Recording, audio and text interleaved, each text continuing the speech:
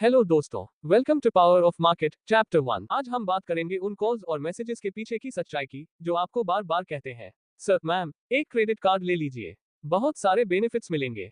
Yes, credit cards offer you shopping without instant cash, 30 to 45 दिन तक interest free period, cashback, discounts, travel rewards और भी चीजें हैं। लेकिन सवाल ये उठता है कि बैंक और क्रेडिट कार्ड कंपनियां इतना क्यों पीछे पड़ती हैं? आखिर कमाई कहां से होती है? आज हम जानेंगे क्रेडिट कार्ड कंपनीज का full business model. Get ready, क्योंकि आज का टॉपिक आपका फाइनेंशियल माइंड खोल देगा।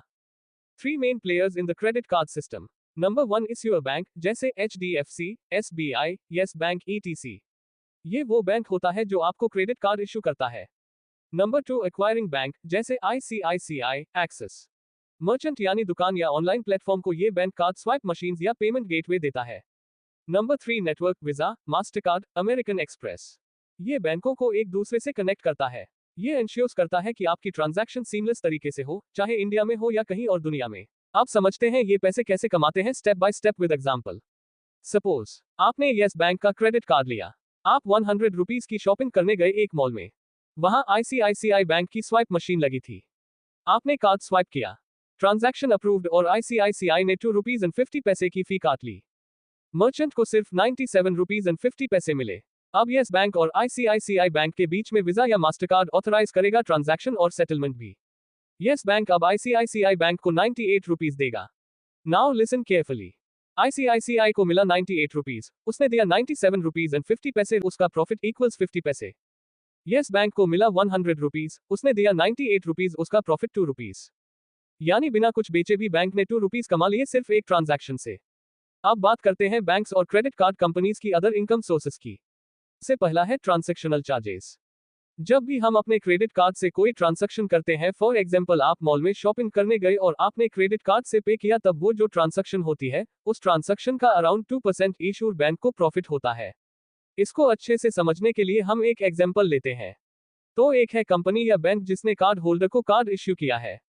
इस केस में हमने लिया है येस बैंक क्रेडिट कार्ड, और एक है हमारा एक्वायरिंग बैंक जिसने मर्चेंट को मशीन प्रोवाइड की है क्रेडिट कार्ड ट्रांजैक्शन को परफॉर्म करने के लिए। इस केस में हमने लिया है ICICI बैंक, और इन दोनों के बीच में नेटवर्क की तरह काम कर रहा है वीजा या मास्टर कार्ड। अब हम एग्जांपल लेते हैं 100 रुपीज की क्रेडिट कार्ड ट्रांजैक्शन का।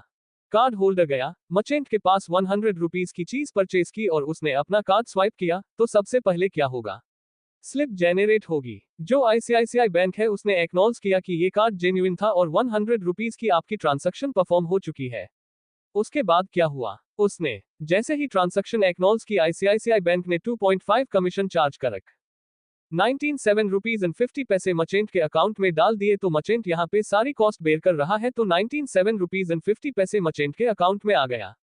अब जो नेटवर्क है वो इश्यूइंग और एक्वायरिंग बैंक के बीच में सेटलमेंट करवाएगा। तो इस केस में नेटवर्क है मास्टर कार्ड, तो मास्टर कार्ड ऑथोराइजेशन करेगा इस पेमेंट की। जैसे ही ऑथोराइजेशन हो जाएगी तो जो कार्ड असुर कंपनी है वो एक्वायरिंग बैंक के अकाउंट में डाल देगी। 19 रुपीज 8, तो क्या होगा?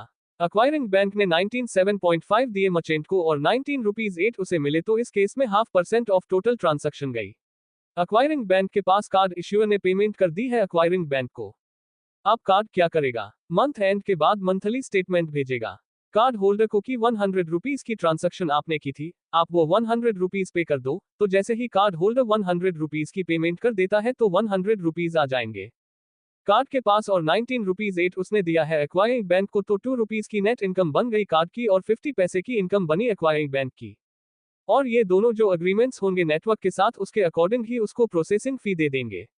ये डिपेंड होता है, अगर इंटरनेशनल ट्रांजैक्शन होती है तो ज्यादा फीस लेते हैं, एंड विद इन कंट्री होता है तो कम फीस लगती है। सो यही है ओवरऑल प्रोसेसर क्रेडिट कार्ड के ऑपरेशंस का, और इसी तरह से card issuer networks and acquiring bank पैसे कमाते हैं। Number 2 late payment charges. अगर आपने ड्यू टाइम 30 to 45 डेज में पेमेंट नहीं किया तो बैंक आपसे 36% से 42% सालाना तक इंटरेस्ट चार्ज करता है। ये सबसे बड़ा कमाई का जरिया होता है। Number 3 EMI interest charges. अगर आपने कोई प्रोडक्ट EMI पे लिया तो उस पर 12% से 20% तक इंटरेस्ट लिया जाता है। Number 4 cash withdrawal fees. Credit card से अगर आप ATM से कैश निकालते हो तो उस पर तुरंत इंटरेस्ट लगना शुरू हो जाता है, प्लस 500 रुपीज से 700 रुपीज तक के विथड्रॉल चार्जेस भी लगते हैं। Number 5 over limit charges. अगर आप अपने कार्ड की क्रेडिट लिमिट क्रॉस कर देते हो तो बैंक आपसे 500 रुपीज से 1000 रुपीज तक पेनल्टी लेता है। Number 6, annual fees. कुछ कार्ड्स 0 एनुअल फी वाले होते हैं, लेकिन ज्यादातर में 500 रुपीज से 2000 रुपीज तक की सालाना फीस लगती है। कुछ प्रीमियम कार्ड्स की फीस 10,000 रुपीज प्लस होती है। So why do banks push so hard for credit cards? क्योंकि ये एक ऐसा प्रोडक्ट है जिसमें कोई प्रोडक्शन कॉस्ट नहीं है। बस एक बार कार्ड इश्यू कर दिया, हर ट्रांजैक्शन से रिकरिंग इनकम शुरू हो जाता है। जितना ज्यादा लोग स्वाइप करेंगे या टाइम पे पेमेंट नहीं करेंगे, उतना ही ज्यादा बैंक कमाएगा। इन शॉर्ट, क्रेडिट कार्ड एक बहुत ही ताकतवर फाइनेंशियल टूल है, पर अगर आप इसे रिस्पॉन्सिबली यूज करते हैं तो आपका फायदा। अगर आप केयरलेस हुए, बैंक का फायदा और आपका नुकसान।